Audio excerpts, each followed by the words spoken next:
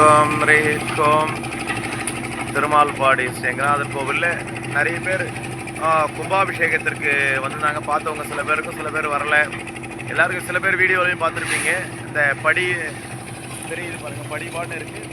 படி பக்கத்தில் அந்த ரோடு மண் ரோடாக இருக்குது, மண் சாலையாக இருக்குது. அந்த சிமெண்ட் சாலையாக மாற்றினா தான் எதிர்காலத்தில் இந்த ரோடுலாம் கரையாத இருக்கும். கரைஞ்சிருந்தால் நமக்கு ரோடு கிடைக்கும். ரோடு கிடைச்சா தான் நமக்கு ரேம்ப்பு மாதிரி மேலே ஏறி இறங்கிறதுக்கு, படியில் ஏற முடியாது, ரேம்பில் ஏறலாம். அதுக்கப்புறம் வந்து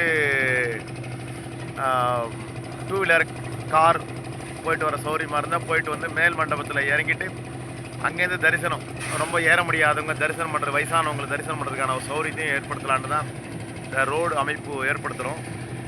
ஏற்கனவே இந்த ரோடு வந்து அமைப்பு வந்து இதுக்காக ஏற்படுத்துறது, கோவிலுடைய திருப்பணி, பல்வேறு திருப்பணிக்காக ஆரம்பித்து பண்ணோனாங்க. அந்த பெரிய பெரிய உத்திரம் கல், போதியக்கல், பழைய கற்கெல்லாம் மாற்றுறதுக்காக மேலே எடுத்துகிட்டு போகிறதுக்கு பயன்பட்டது.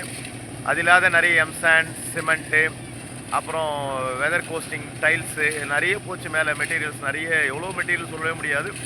அவ்வளோ டன் கணக்கில் கிட்டத்தட்ட ஒரு 100 டன்னுக்கு மேலோட போயிருக்குன்னு சொல்லலாம், ஈஸியாக சொன்னால்.